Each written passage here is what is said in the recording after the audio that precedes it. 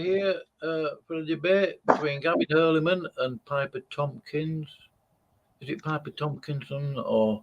Yep. No, and the discussion is, does God exist? And Gavin's got the positive claim, obviously. He goes first. He's going to give a brief intro, and then Piper will. I won't interfere, by the way. 8-minute rounds, and 10-minute rounds. Sorry, and then we'll take it from there. When go on, Gavin. Okay, so as most of you know, my name is Gavin. Big thanks to Bob for hosting the debate. This was a really last-minute thing, and Bob came through at the 11th hour and 59th minute because the other channel had a big drama and had to kind of reschedule, but Bob stepped up, so that was great. Just want to thank Piper for showing up. As you know, I've had trouble in the past with debate opponents either not turning up or turning up maybe half an hour late. It's amazing. So I appreciate the effort he's put in. And I'm stuck down here in New Zealand. It's just gone 11 a.m. on a Sunday morning. Beautifully fine day. And thank you again for everybody, especially to Bob and Piper.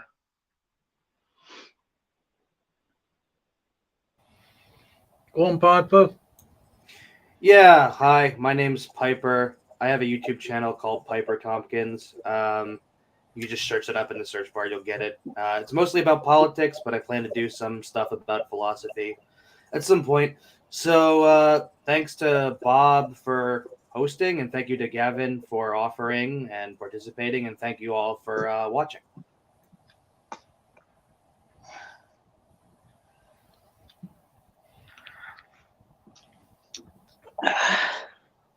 Right, go on. As soon as you start talking and you've had a swig of tea, let me know.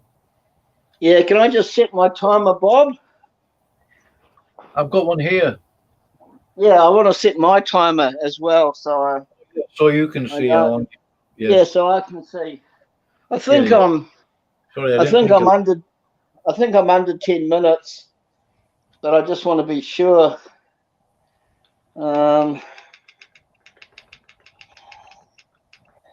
Right. Okay. So maybe just give us a bit of leeway on the time too, Bob. I mean, I'm not worried if Piper goes over by 1 or 2 minutes. So I'll start now. So yeah. Hi everyone.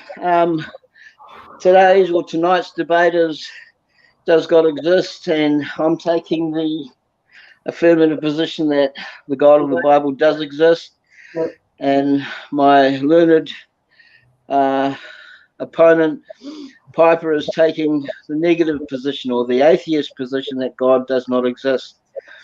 And that's fine, but unfortunately for my learned opponent, he's got a very difficult task, because the belief that God does not exist, or the statement God does not exist, is a negative existential proposition. Now, many negative existential propositions cannot be proven or validated, and this is one of them, which is not to say that not all negative existential propositions cannot be proven, because they can be. Like, I could say, I'm not black, and obviously I'm not black. So to say God does not exist is actually an impossible assertion or claim to try and validate. But as just a minute, as physicist Brian Greene writes, he says, underneath the molecules, atoms and particles, there's another layer of reality that comes to light. It's a reality that is based on information.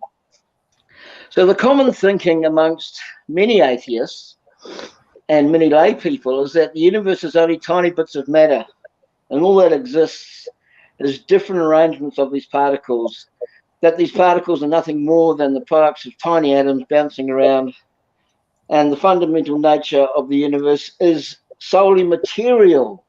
And all we see and know is nothing more than an emergent feature of these tiny particles. But this is a concept that is actually not true, because physicists are seeing a different picture of reality. The old notions of physicalism and material reductionism are fading away, because our universe is not fundamentally material after all, is not fundamentally material, but is emergent. It's emergent from a more fundamental and deeper underlying reality. Space, time, and matter are not the foundation of reality, but an emergent construct of a deeper reality. And as Dutch theoretical and string theorist Herman Verlinde says, I'll quote him here, he says, I can't do a Dutch accent, but I'll quote him here. He says, in the future, at least, this development will be that we start actually with information. So information is going to be our starting point, and space-time is not something that we start with. We forget about what space is, and we forget about what time is. And by thinking about what information is doing, then the space-time will be what we call emergent, and will come out of just a bunch of ones and zeros. So in the hunt to rectify quantum mechanics with relativity, physicists about 2 decades ago, they discovered something known as the holographic principle. Now, the holographic principle is a theory that states that the entire 3-dimensional universe can be seen as 2-dimensional information. In other words, the whole 3-dimensional universe, the particles that make up reality, would emerge from underlying information processing in quantum field theory.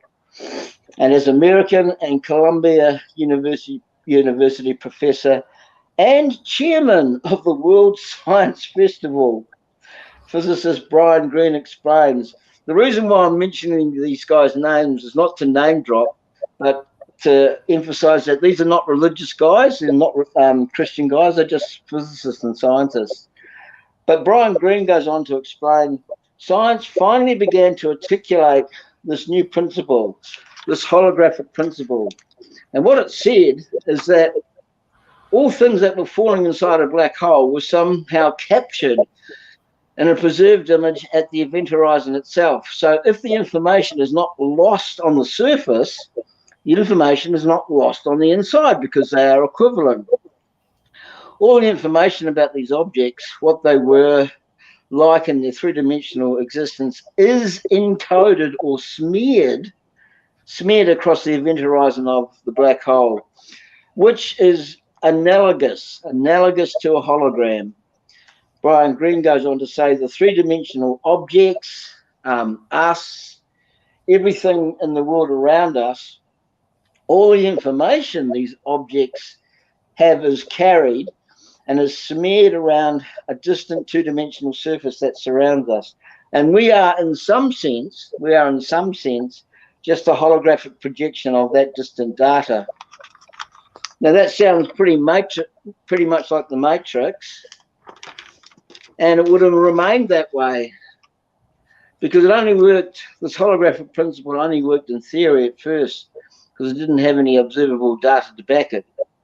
But all that changed back in 2017, 2017, when a peer-reviewed paper, peer-reviewed study, and that's in my list of references, a peer-reviewed study by a research team headed by Doctors Ashforty, Coriano, Rose, Gord, and Skandaris published observable evidence for the holographic principle. They tested the model against cosmological observations of the early universe and found that the holographic model is compatible with the data that is found in the cosmic microwave background radiation. From looking at irregularities in the background radiation, the research team found that simple equations in quantum field theory could explain almost all of the cosmological observations. It was also a marginally better fit than the standard model, where the QFT becomes non-perturbative, and it could also explain other apparent anomalies. Anyway, what this means, what this word salad means is what is at first a three-dimensional reality evidenced in the cosmic microwave background radiation is an emergent informational construct, and observable evidence infers reality as we experience it is not fundamental, but emerges from the subatomic realm of quantum mechanics. Now, this paper correlates to another study in 2017 that was published by a research team headed by Drs. Ritchie, Selby, and Al Safdie. And what they demonstrated was quantum entanglement. And they set out to prove that quantum entanglement is an inevitable feature of reality. Entanglement happens when two particles that share a quantum state or wave function cannot be described independently or without the other. But if you were to separate these two particles, and experiments have been done doing this, particularly in Japan, where they've taken two particles that share a quantum state and separated them by up to 200 miles. And a change that is made to one particle has the instantaneous same change effect on the other particle. So theoretically, in theory, you could put one particle at one end of the universe and the other particle at the other end of the universe and make a change to one, and it would instantaneously affect the other and make the same change. So therefore, that effectively abolishes the time and space between them. So to quote the paper directly, the authors say, we show that any theory with a classical limit must contain entangled states, establishing entanglement as an inevitable feature of any theory superseding classical theory. In other words, any theory that purports to describe reality must include quantum entanglement. That's how we get mass, and from mass we get matter.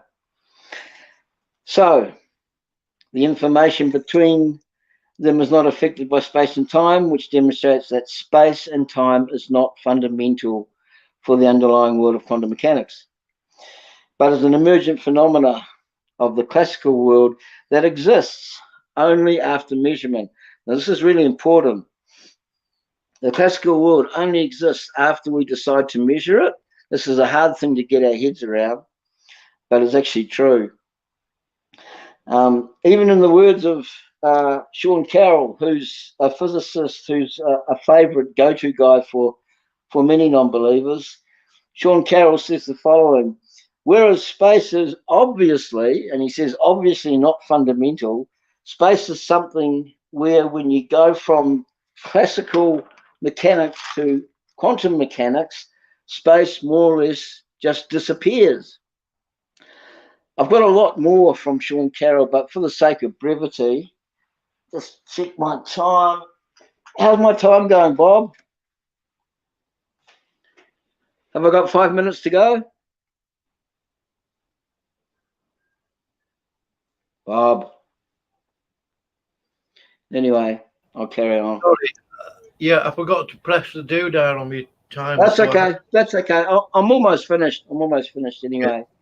So I'll save the rest of what Sean Carroll was saying for the open discussion. So additionally, physicist Heinz Young states in his work, "Emergent space-time, reality or illusion?" ? And I'll quote him. He says, "Emergent space-time is the new fundamental paradigm for quantum gravity."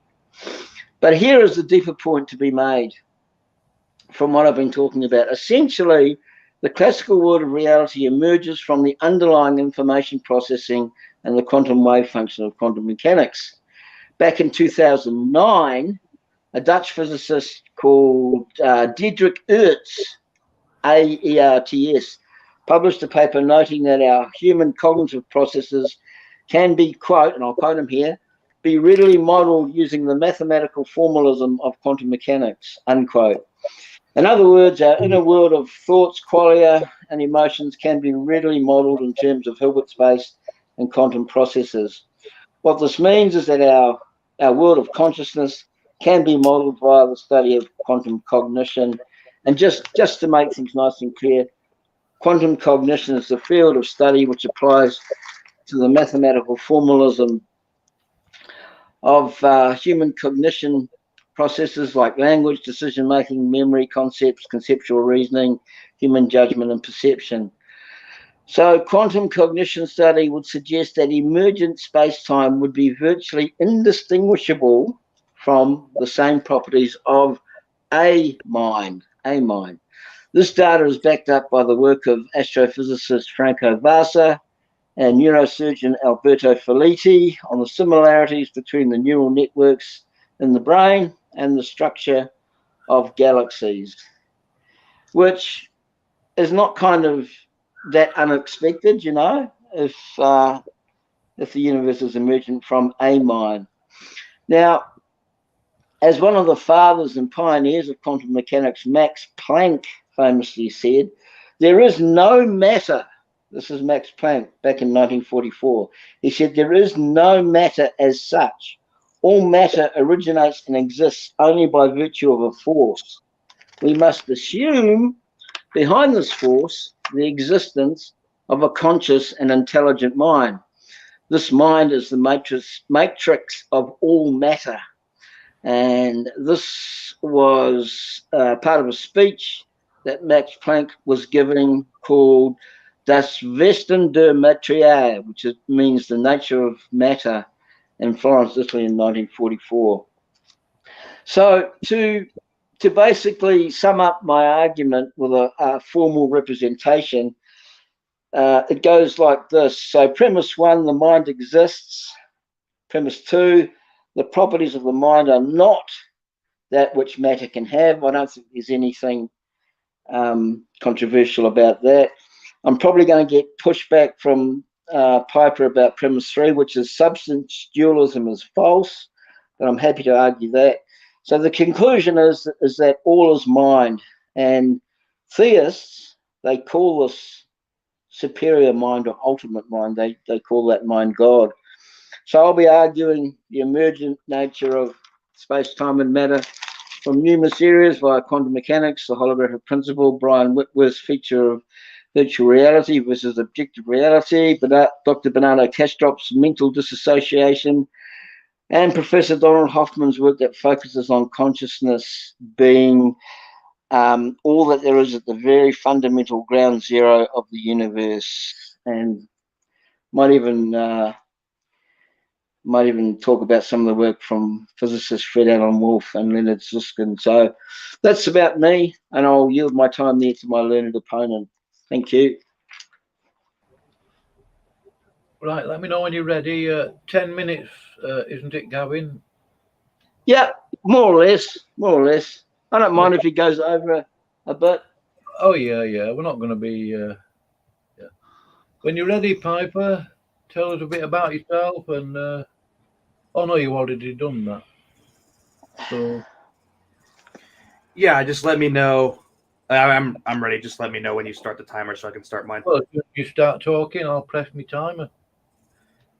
Okay, so yeah, okay. So I'm going to be arguing for the position that God doesn't exist.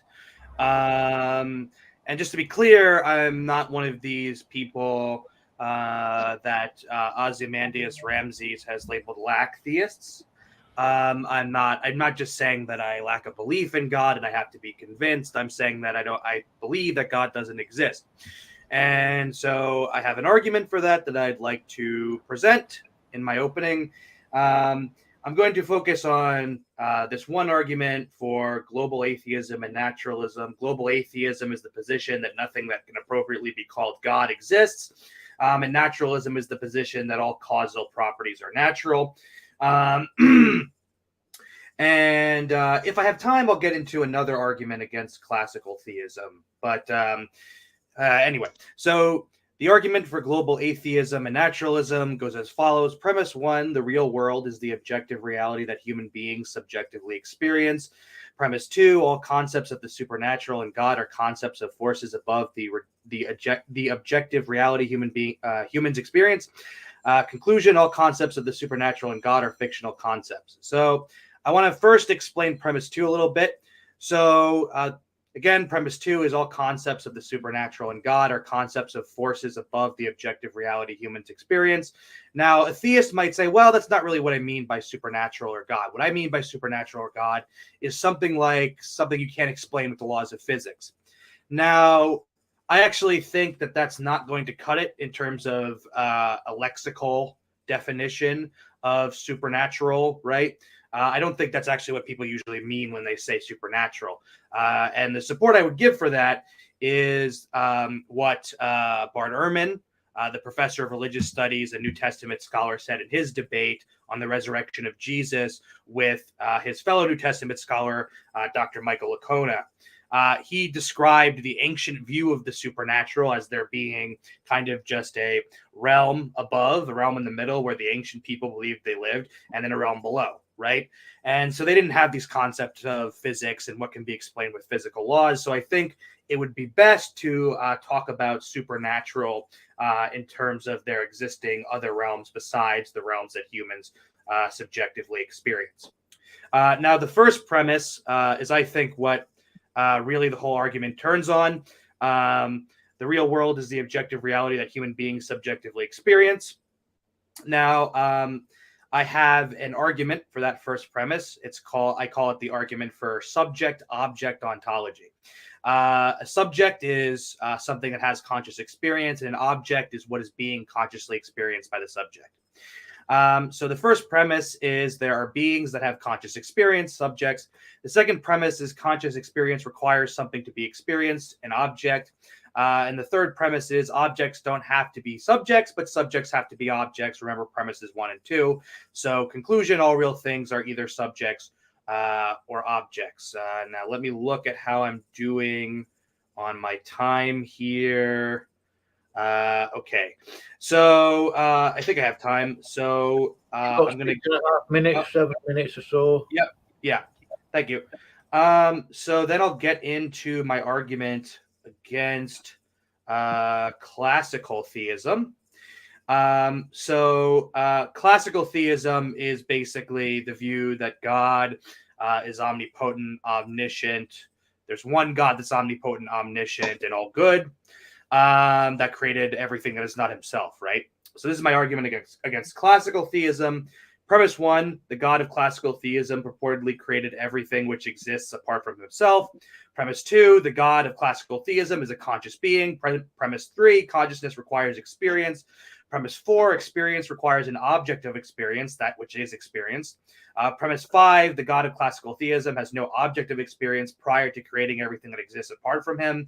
So conclusion, the God of classical theism is a logical impossibility, meaning there's some contradiction on the concept. The contradiction I'm asserting exists on the concept of classical theism is that you have a conscious being that exists that created everything else, and that means that the conscious being, before the conscious being created everything else that is not it, had nothing to consciously experience.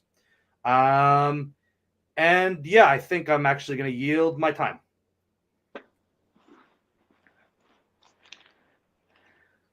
Well, that was quick. Yeah. That's okay. Well, you got 4 or 5 minutes there, Piper. I mean, you know. No We big could just deal. add it to the open discussion. I'm fine with that. Oh, okay. So this is 5-minute rounds, quick questions, clarification. Now Bob. This is cross-examination or rebuttal time. So Yeah. each side gets up to eight minutes. Okay. Yeah. So on my first word, but hang on, I've got to get my right page. Okay. Dump. Give me a sec here, folks.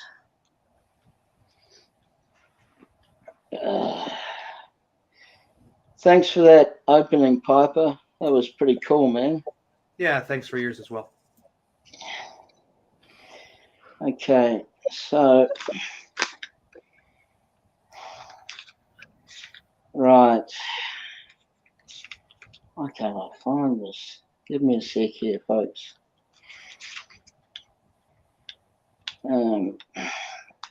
Yeah, Piper, have you got those premises with your conclusion written out? Have you got Yep, it typed I do. out? So I can Yeah. show it on the screen, and I'd like to look at it myself sometime. Yeah, that'll be helpful. Yeah. I can put it in the chat if that's okay. Oh yeah, of course it is in the private chat. Yeah. Sounds good.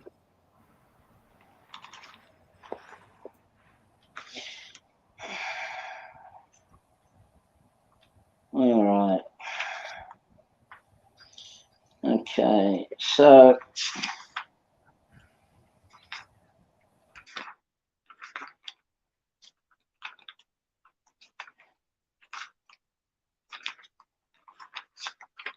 almost there, folks. Just give us a sec. Oh, here we go.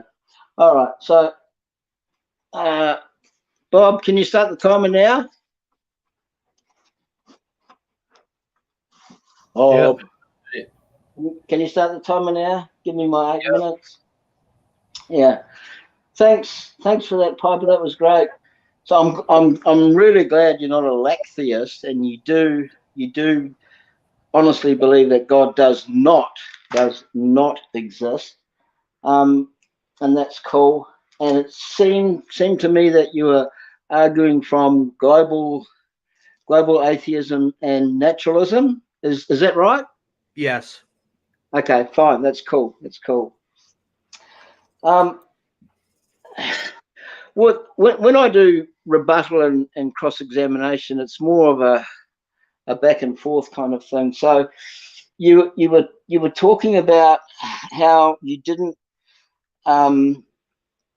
believe a supernatural realm existed, or a supernatural realm was false, or there was no evidence for a supernatural realm. Am I kind of on the right path? Yeah, you are. Okay, that's cool. There's I don't know if you've heard about these places. There's not many of them, but they're called like, for instance, in the University of Arizona, they've got a section called the Department of Perceptual Studies. There's another one in Arizona. There's one in Nevada, Las Vegas. There's one in Edinburgh. There's one in Amsterdam, and there's one in Lund University in Sweden. Now, they call themselves the Division of Perceptual Studies, and what they do is they investigate, and they rigorously investigate, things like near-death experiences, remote viewing. What's the other one on top of my head? Is there life after death? Basically paranormal type stuff. Parapsychology? Kind of.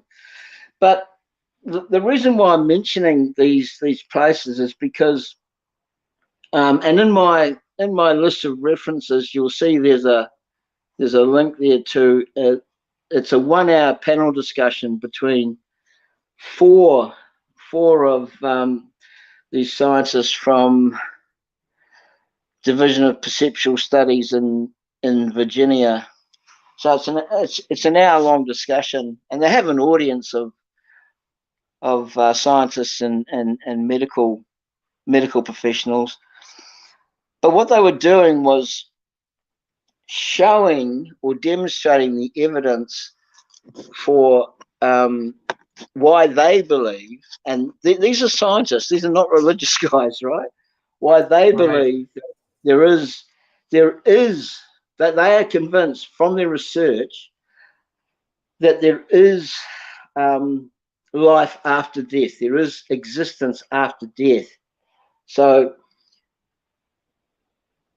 because our physical body stops, operating in the natural world, there's that blur. There's that blur into the supernatural, and they just gave some really salient and kind of hard to argue points. So that's worth a look. Sure. Yeah, and with the God does not exist thing, I don't know. This has got to be. Would you agree that it's a negative existential proposition, that the claim that God does not exist? Could you define negative existential proposition for me? Well, existential has to do with existence, right? Mm-hmm. So, and a proposition is like a claim or a statement, and negative obviously is the opposite of positive. Positive, yeah. Yeah. So yeah, I would agree. Yeah. So how would you demonstrate or describe how God does not exist? So that's kind of what I was trying to do with my argument. So for me, God is going to imply some kind of entity that doesn't exist in the reality that we humans experience. And I just take that to be synonymous with fictional. Right. But how does that square, Piper, with the research from these scientists that work out of these places called divisions of perceptual studies? Well, so what are they studying? What's the data there? Well, I've already mentioned it. They study near-death experiences. They study remote viewing. They basically study what's called what you and I would call the paranormal. And, Yeah. I mean, I've heard of things like that. I've heard of like parapsychology and so forth. I actually have a couple books on it, but I mean, the thing that I'd say about that is I'm not an expert on any of the scientific topics, right? So I have to go, if I'm going to be rational, right, I have to go with the consensus of scientific research. And I don't think the consensus of scientific research states that parapsychology or the paranormal are real phenomena, even if there are scientists who are contending that. But okay, that's well, okay, I can push back against that. But the scientific consensus is that, and we're talking about physics here, particularly astrophysics. Sure. The scientific consensus amongst astrophysics is that space, time, and matter is not fundamental to the universe. That's not at the base level of the universe.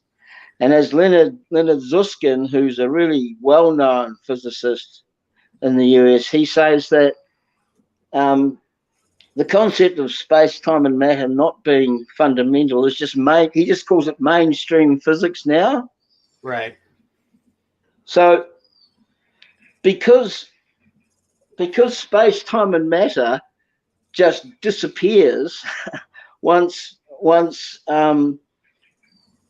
in the realm of quantum mechanics, we're then starting to move and shift into the realm of metaphysics. Right. Would you agree with that? That's actually what I was going to ask about.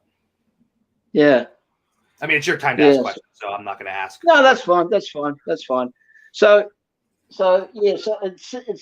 it seems that because science agrees that space, time, matter, those three things are not fundamental to the universe, that there's something much deeper that's underlying or at the bedrock of the universe. Dr. Bernardo Kastrup and Professor Donald Hoffman, they are more of the two kind of notable researchers who are dead set serious about at the very fundamental level of the universe is nothing but consciousness. But then that begs the question, doesn't it? Because consciousness doesn't just poof into itself, just doesn't poof into existence by itself. Consciousness requires a mind. And then the question that is begging is, well, whose mind is it? And, the theist will say, well, we think it's the mind of God. So that's kind of where our position is. Right.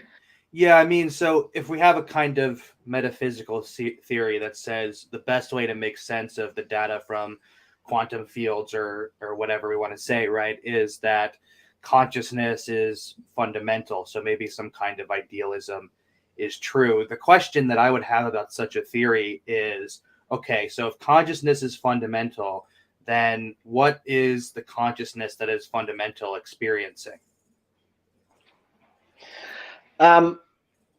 The short answer to that, Piper, is what Hoffman, Kastrop, Brian Whitworth, Leonard Zuskin, Fred Allen Wolf. I'm just reeling off names off the top of my head. And remember too, these are not religious guys, they're just science guys. Yeah. What they think, their position is that the human brain, a human brain organ, it acts as a filter. It acts as a filter for our consciousness and our mind. That's the way they see it.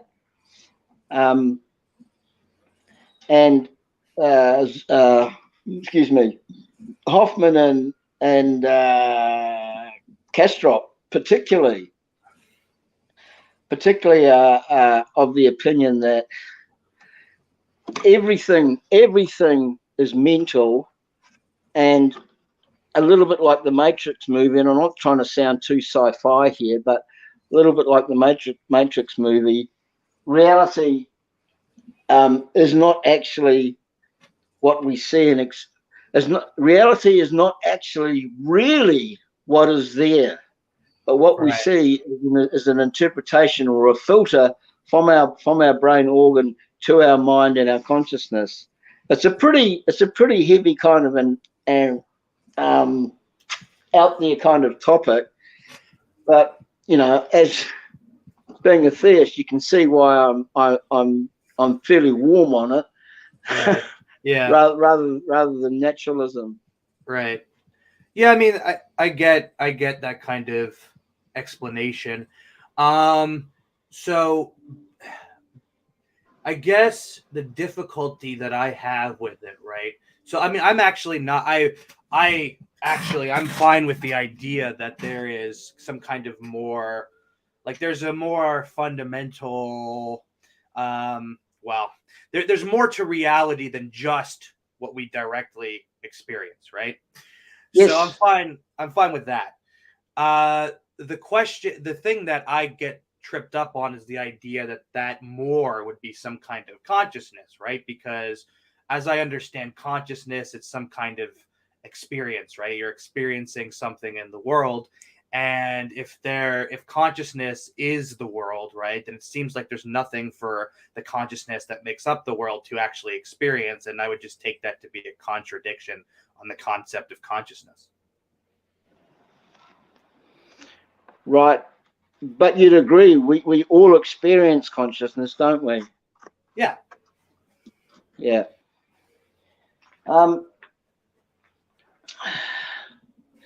This is good discussion. I'm really enjoying this. Yeah, me too. So I don't know how we're doing for time, but here's some things to consider. And this is comparing physical realism alongside quantum realism. Right. So if we looked at the Big Bang, for example, I mean, I don't. You would believe the universe had a start, a beginning, would you? Like the Big Bang? Well, I'm fine with saying that the Big Bang is the point at which our physics breaks down. I'm not I can't refute Sean Carroll's multiverse hypothesis. I mean, I think we just don't know. Okay. Well, I subscribe to the Big Bang. I don't know if it was actually a bang, but there was certainly a start to the universe, because that seems to be the consensus amongst all physicists and scientists. So if we compare the physical reality of, the Big Bang to quantum realism, the Big Bang, the universe began from nothing in a Big Bang that also made our time and space. But if we look at it through the lenses of quantum realism, we could rightfully say or refer to it as a boot up. The universe began when it booted up, which made our time and space. So I'm trying to compare our naturalistic view of things to like a quantum view of things, if that makes sense. Sure. Yeah. Yeah. So, I mean, I don't know if you've ever seen the debate that Sean Carroll had with William Lane Craig. I have, but it was a long time ago. Yeah. So Sean Carroll is a cosmologist or a physicist, and William Lane Craig is a philosopher, and he argues from the Big Bang that there had to be some kind of beginning of the universe that had a cause, right? So what Sean Carroll points out is that it's not really, like, if you're a physicist in the field, it's not really untenable for you to say that some concept of the universe was eternal, quote unquote, in some sense, or always existed or whatever, because it's just not really resolved what actually, quote unquote, came before the Big Bang, because our physics breaks down at that point. So I don't think like the Big Bang is going to be like a substantiation of a hard beginning to time or space or anything like that, to be honest with you. Sure. I understand that. But are we agreed that the universe had a beginning? That at one stage there was no universe, and now there is a universe. So there had to be a beginning to the universe, to our universe. So I will agree that the universe that we can describe with our physics, at one stage seems to dissipate, right? So it seems like we can go back to a certain point and describe things with our physics, and then at some point that breaks down. We can't do that anymore. Sure. Do you think the universe is eternal or not eternal? So if Sean Carroll's multiverse hypothesis is correct, then our particular universe isn't eternal, but some kind of multiverse would have probably always existed. What I would say, though, is I think that my philosophical opinion, anyway, is that there's a constant process of change that doesn't end or doesn't begin. Sure. Okay, gotcha. So just to be clear, is Sean Carroll of the opinion that this universe of ours is not eternal? He thinks his hypothesis, right, is that our particular universe is not eternal, but that there's a multiverse that spins out kind of all these different universes, and that multiverse always existed. Okay, gotcha. I gotcha. Yeah, well, look, that would be in line with how I think about this universe, because it seems to me that the evidence from astronomy, astrophysics, physics, and all this kind of thing is pointing to our universe expanding, with the redshift expanding. Yeah. And because it seems to us from a through the lenses of science, it seems that the universe had a start. It had a start, and it's expanding with the redshift expanding, which all points to the universe, our universe, not being eternal. So I'm in full agreement with you there. the theist has this position that, okay, we accept the Big Bang, we accept that the universe had a start, but we also would posit that at the start of the universe, the four fundamental forces, gravity, the electromagnetic force, the strong and weak nuclear forces, had to be present when the universe started. Otherwise, the universe would not have formed the way that it has. Now, science can tell us everything that happens from the particles that make up all of those fundamental forces onwards, but science can't tell us where those particles came from. And of course, the theist is going to say, well, the first verse of the Bible says, in the beginning, God created the heavens and the earth, because these quantum particles just can't make themselves, they can't just come into existence by themselves. So that's the theist position. Yeah, I mean, I think my position would be, I mean, so, I mean, it's kind of tricky for me, right? Because there's a debate in philosophy of science about scientific realism or scientific anti-realism, about whether or not our theories about these particles are actually saying these particles exist, or they're just positing the particles as a way to make sense of the phenomena that we observe with kind of large hadron colliders or whatever. But what I guess my position would be is that I think what exists is kind of in a process of change that doesn't end or doesn't begin. And so all the particular contingent things that we observe, right? Those things are the results of that process of change, what Hegel called the process of becoming, right? So that would be my view as an atheist. Yep. No, I hear what you're saying. We're kind of on the same wavelength. But we're looking at it through different lenses, right? Because I'm looking at it through the lens of theism, through Christianity, and you're looking at it through the non-theist view, which is fine. It's totally fine. Yeah. So what are you? Okay, so I can understand where you would get the idea that God does not exist, but here's a difficult question, because the claim that God does not exist is a negative existential proposition. The only way to prove it or validate it would be to search the entire world and the entire universe to make sure you couldn't find God anywhere, which would be a fruitless effort anyway, because God's a spiritual entity. He's invisible, so you can never see him. So can you kind of see where the theist comes from when we hear the claim God does not exist? Well, how can you describe, or how can you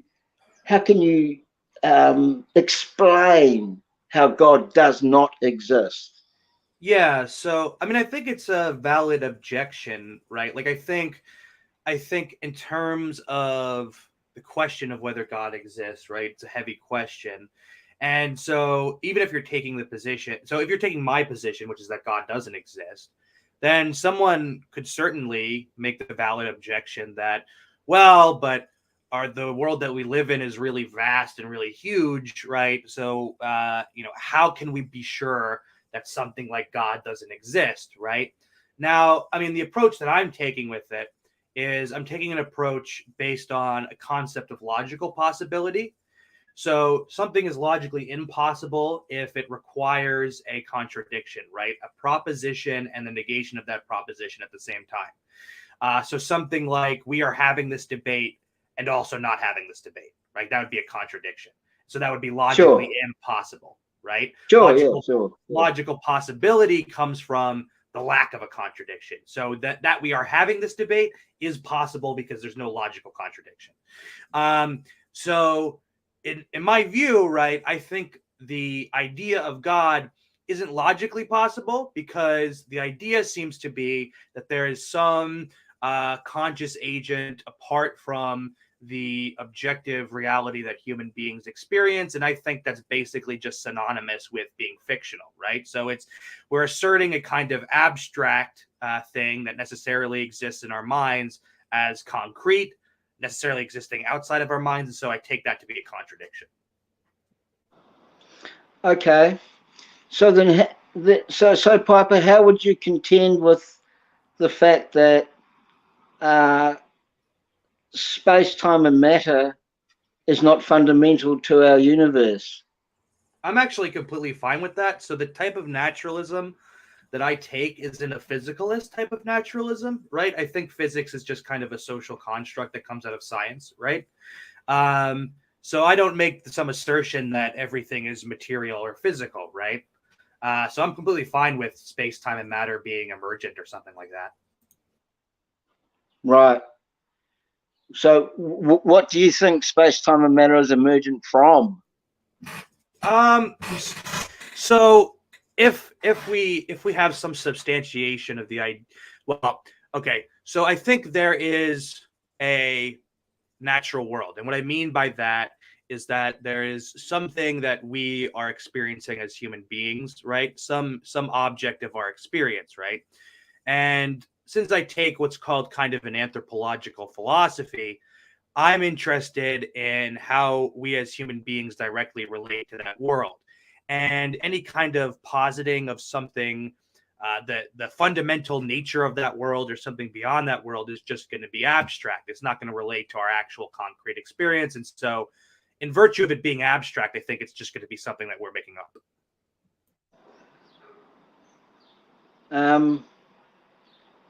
Okay.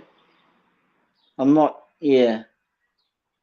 So it, just to be clear, so it's your position that whatever space, time, and matter emerges from is something that we as human beings are just making up? No, what I'm saying is that there's something, right, that space, time, and matter come from, right? Mm-hmm. But if we want to assert the fundamental nature of reality, right, we have no way to experience that. And so it's just going to be abstract. It's not going to be a concrete thing that we're actually experiencing, right? And so ultimately it's just going to be made up, right? So I'm fine with saying there is something that space, time, and matter come from. I would stop at the assertion that there is some fundamental substance of reality. That I think would be made up. So what's your thoughts on consciousness being the base ground zero, like bedrock level of the universe, which is not a particularly popular view. Yeah. with many physicists, but some are starting to lean in that direction. What's your view on that? Sure. I guess, I mean, so it seems to me, right, that whatever we can say about consciousness, right, it's when we're talking about it, we're going to be talking about some kind of experience, right? And like, there's the concept of qualia and philosophy of mind, what it's like, right, to have some experience, right? What something is like, what it's like to have this debate, what it's like to drink a soda, right? That kind of thing.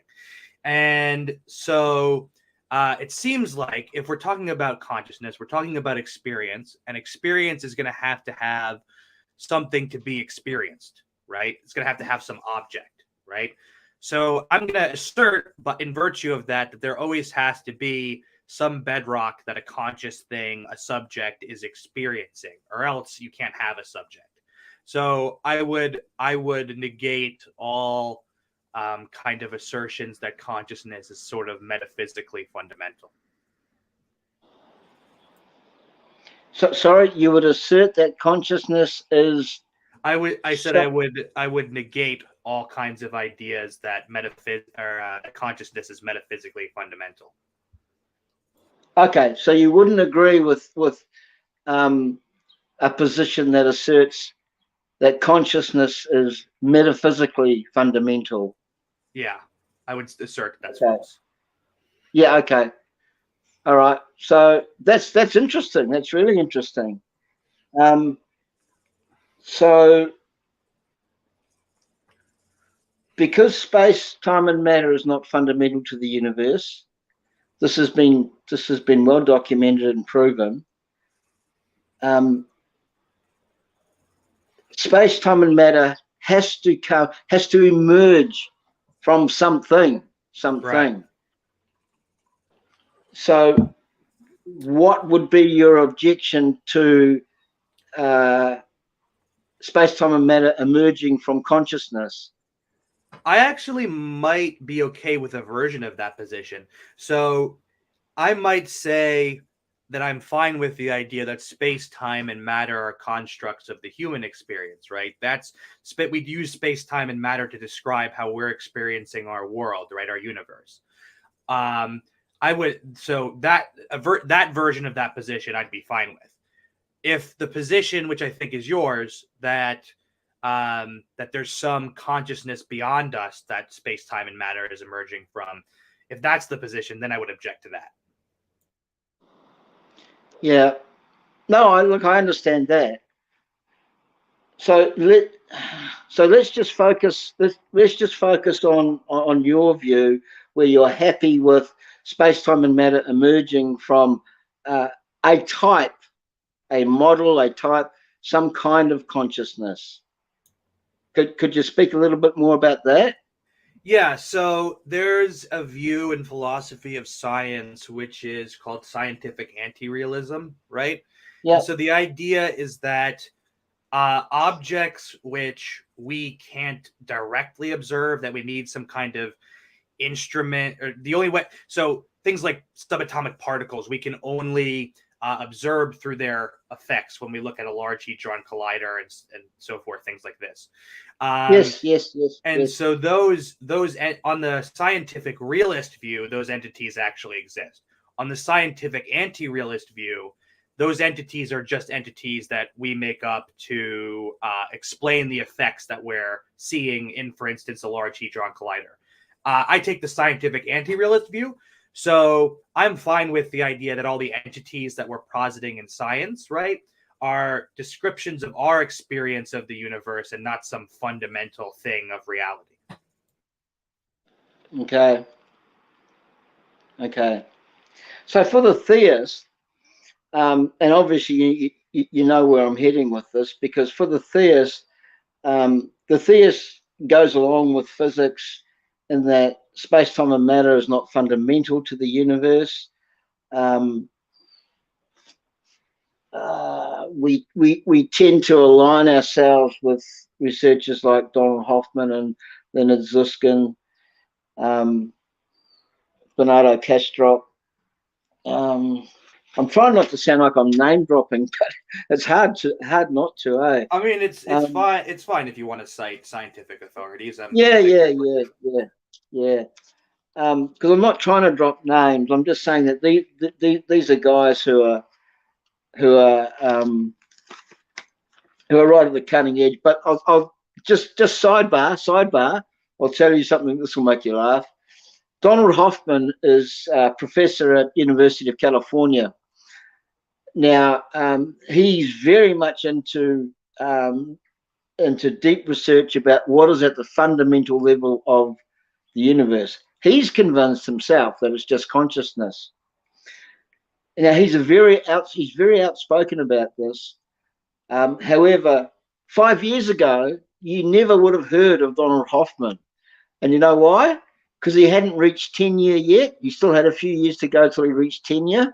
And as soon as he hit tenure, where he had a job for life and a paycheck for life, he just exploded onto the scene with his thoughts and theories about consciousness being the fundamental substrata or basement level of the universe. And he says that with quite a grin, because he's now free. He's now free to say whatever he thinks. They can't get rid of him. Yeah, they can't. No, they can't, because he's got tenure. Yeah. So, so he would have been really careful. He would have been really careful, not to say anything that would have, maybe isolated him. Right. Yeah. So yeah, from the theist point of view, we align ourselves with science. You know, I'm not anti-science whatsoever. I think a good, well-rounded worldview is religion, philosophy, and science. They all complement each other, in my view, anyway. So, for the theist, the theist believes that God does exist simply because, you know, we are here and the universe is here, and the universe is intricately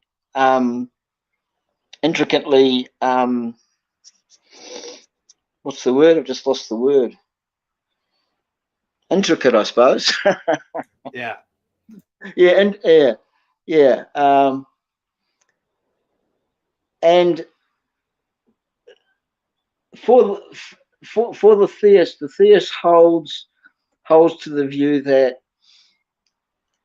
there cannot be an infinite regress going back over time. There has to be a non-contingent beginning, like to the universe. And the theist, you know, obviously believes that God created the universe and God created life and this kind of thing. And at the very foundation, because these non-religious scientists seem to be moving closer and closer and closer, albeit in small steps, you know, that consciousness is at the very bedrock level of the universe. And then, as I said before, that begs the question, well, consciousness doesn't appear by itself. It's got to be attached to a mind, if we're kind of thinking anthropomorphically. And the theist thinks, well, because consciousness is at the very bedrock level of the universe, that has to come from a mind, and that mind is what the theists, you know, refer to as God. So that's kind of where our argument comes from. Right. Yeah, I mean, one of the things that I think might confuse some theists about atheists is that atheism is just kind of a belief in one proposition: God doesn't exist, right? And then you can have all sorts of worldviews that is attached to. So atheists could be dualists, atheists could be physicalists, naturalists, atheists could even believe in the supernatural, just not God, right? So Sure.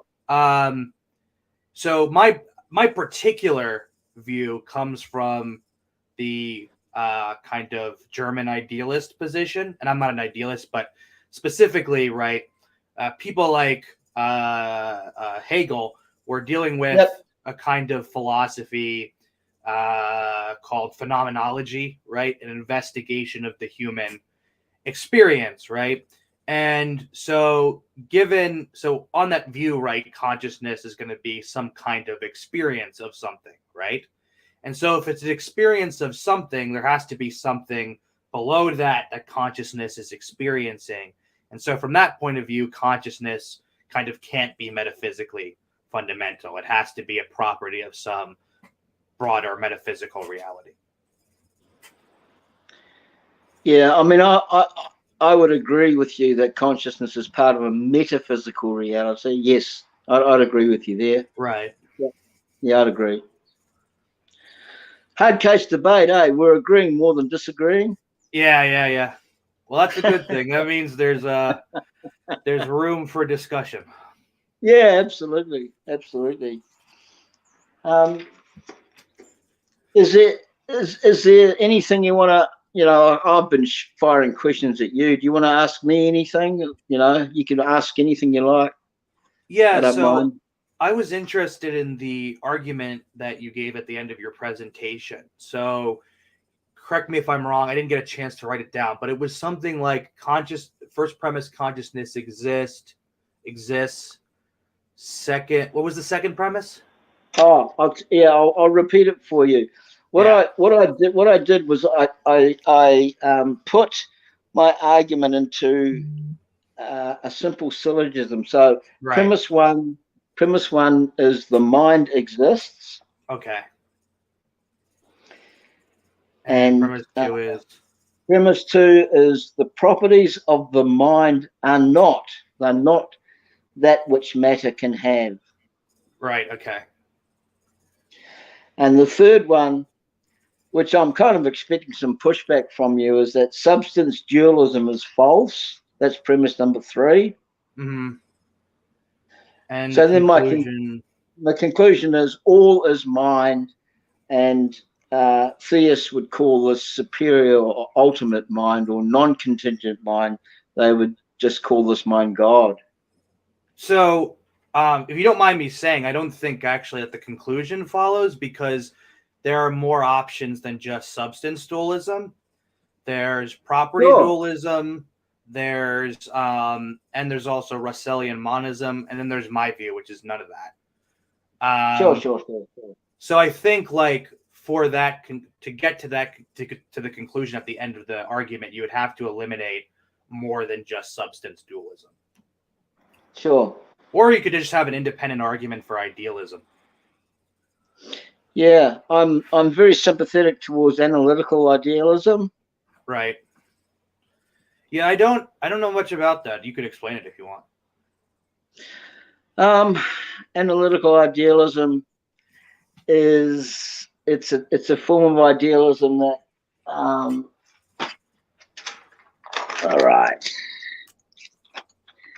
all right. It's the form of idealism that Bernardo Kastrup adheres to. Right. I'll try and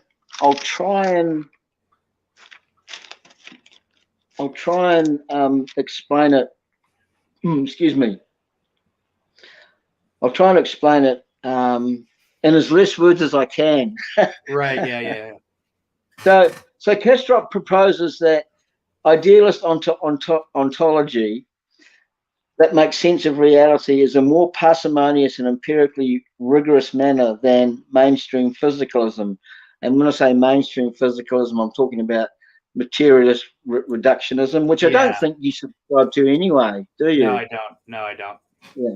Okay, that's good. So, so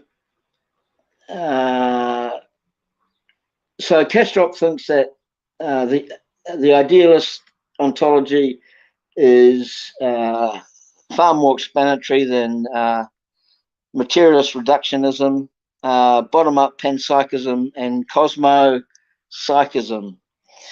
The ontology proposed by Kastrup and his research team offers more explanatory power than other alternatives because it doesn't fall prey to the hard problem of consciousness or the combination problem or the decombination problem, respectively. Kastrup's thesis can be summarized as follows. Wow, I'm glad I made notes about this. Kastrup's thesis can be summarized as follows. And he believes there is only cosmic consciousness. This is a big claim. He proposes that there is only cosmic consciousness. Kastrup states that humans, as well as other living organisms, are but dissociated alters of cosmic consciousness surrounded by its thoughts. The inanimate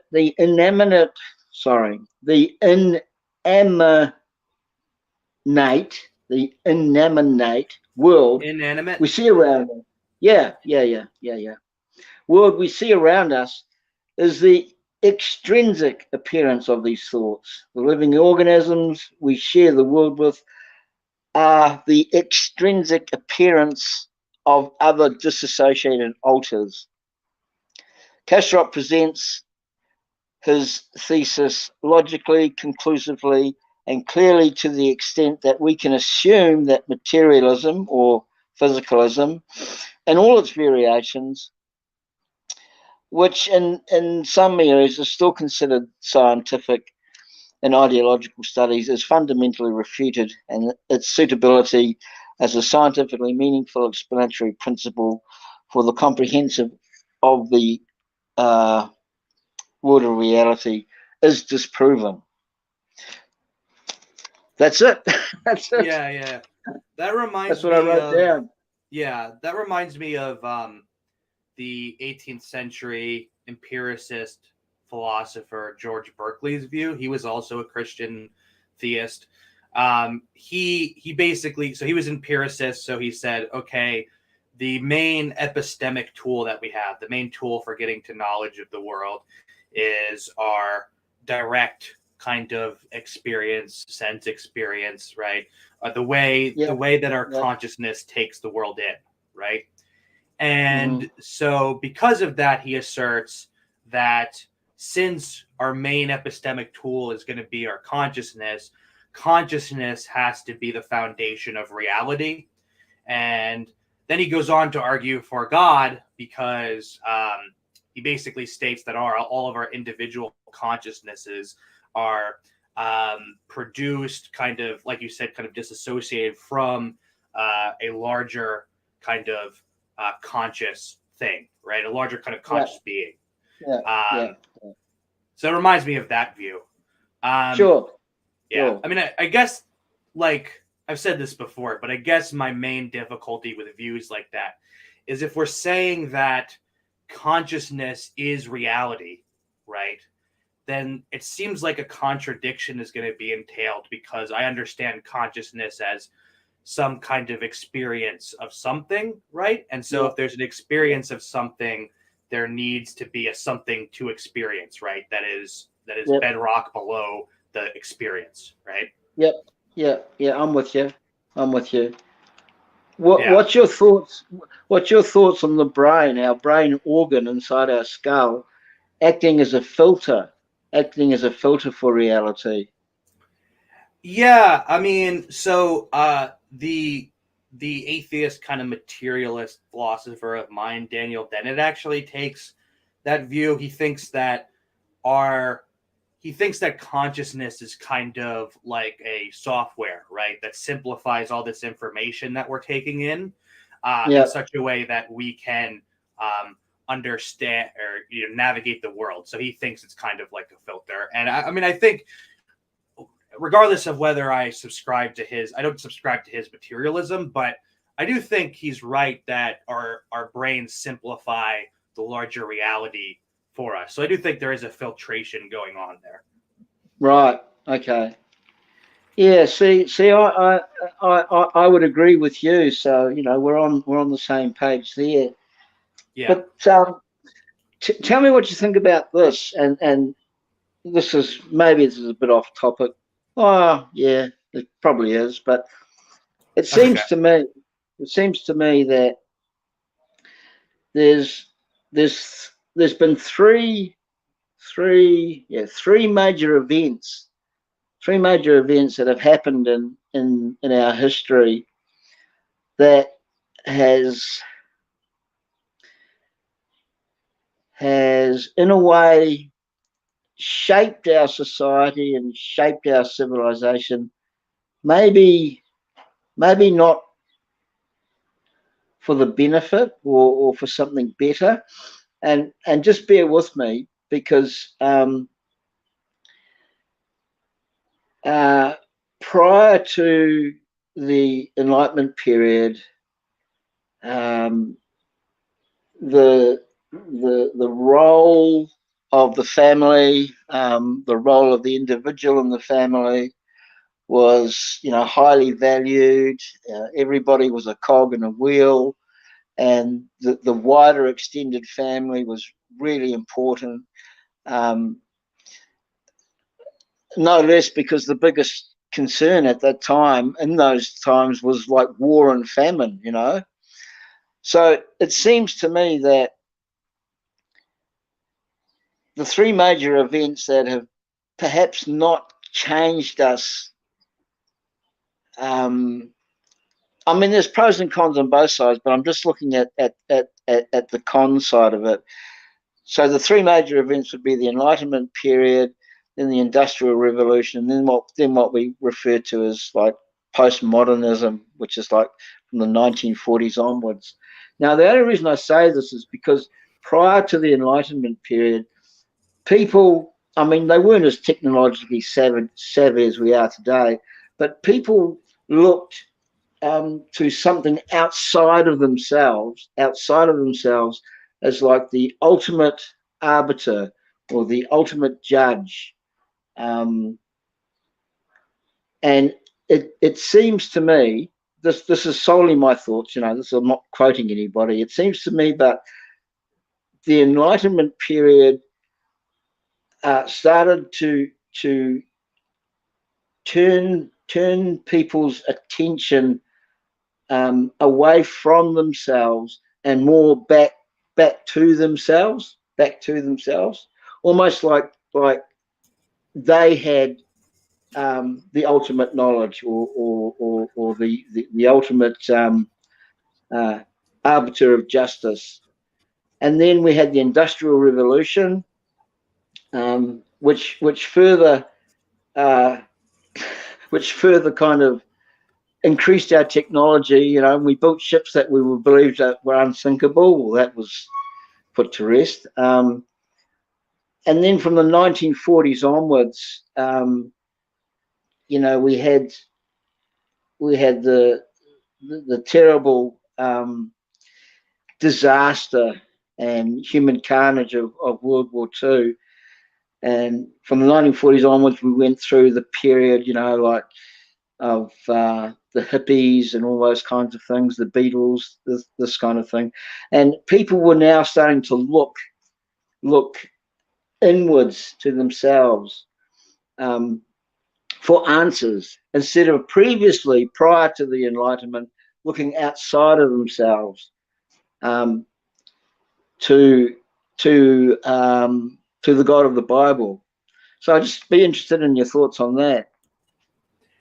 Yeah, I mean, so I'm actually really interested in kind of a lot of those subjects. That's actually the main thing that I usually talk about in the content that I make. I talk about like politics and stuff. I haven't gotten to talk about a lot of philosophy yet, hopefully in the future. But yeah, I mean, so I think, so if you go if you go as far back in human history as we can go, right? Do you accept evolution? Like biological evolution? Yes, but not the Darwinian type. Okay. But yes, I do accept evolution, just not the Darwinian type. Okay. Well, so if we go back to the point, right, where we have the emergence of Homo sapien, right? The other kind of, you might not accept that human beings are a kind of ape, but on my view at least. Sure, the other kind of apes have dominance hierarchies. Whoever's physically fit, like basically physically controls everybody else. And human beings got around that by resisting it, developing things like spears that you could throw at a distance and cooperating with each other, right? To kind of overthrow the strongest guy, right? And then what happened is and this is from what we can tell from the anthropological evidence, is what kind of happens is once we overthrow kind of the physical dominance hierarchies, then you have a development of social hierarchies based on, the kind of tribal shaman leader, right? Yeah. And gotcha. So because of that, you have this idea that the shaman gets his authority because he can tap into some other realm that exists, right? Yeah. And then as agriculture develops, you have the ability to construct these more elaborate systems of belief. You have rulers saying that, justifying their rule, saying that they are gods or they're ordained to rule by the gods. And then that kind of, and then you have then you have the emergence of the missionary religions, so Christianity, Buddhism, and Islam. And they're missionary religions because they preach universal salvation and they want to go out and tell people that if they subscribe to the religion, they can be saved, right? So as a result, so the theme that I see, right, is that these religious belief, people's belief that they are constrained by some higher power, morally or kind of metaphysically, right? That comes from, in my view, the way societies are organized on Earth, right? Societies are organized in such a way that people come to believe those things. And so the kind of, I think now, so what you're kind of pointing to is what modernity has done to religion, right? Religion kind of first became kind of modernist. It kind of shrunk away from public life, and it became a matter for people's private lives. And then after World War II, in the so-called postmodern period, a lot of religious people have taken on this idea that, well, my religion is my personal truth. It's not true for everybody else, just true for me. And so the kind of point that I would underscore there is these are all developments that are happening in how human beings are relating to each other, right? You have the development of science, you have the development of kind of representative democracies, you have the Enlightenment, which leads to people thinking that they have to use their rational minds to evaluate the truth of claims, right? And so I see all the things that you were just talking about as the development of human societies and human relations. Okay. Interesting. Bob, are you still awake? Bob's in the UK, and I know it must be really late for him. Yeah. Bob. You there, Bob? Bob. he might be asleep. Yeah. He might be asleep. Yeah. Bob, are you there? Oh, I think he's probably asleep. Yeah. Okay. It's been really good. It's been really good chatting, eh? It's been awesome. Likewise. I really appreciate it. Really appreciate it. Yeah. Yeah. Would you be, Piper, would you be open in the future to like further debates about things like, I'd love to debate, maybe the resurrection or miracles or something like that, in the future? Yeah, I'd be open to doing that. Okay, that's awesome, man. I really appreciate it. Yeah. Okay, so I guess we'll I'll be happy to call this an honourable draw. What do you think? Sounds good to me. Okay. All right, man. Appreciate your time. Let's catch up later. Yeah. Let's catch up later. Yeah. Okay. Cheers, man. Cheers. See ya. Ciao. Okay, folks. It seems like Bob's fallen asleep. What a bummer. But that's okay. I don't know how to rouse him.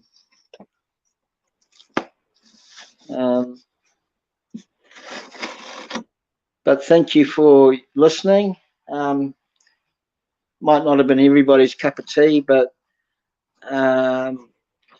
it just goes to show you that two people can have opposing views but still conduct themselves appropriately in the right manner. Bob, are you awake? Calling Bob.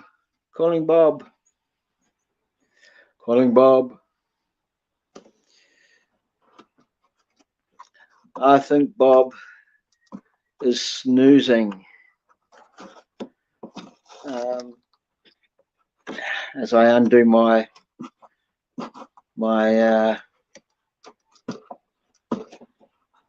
bits and pieces here.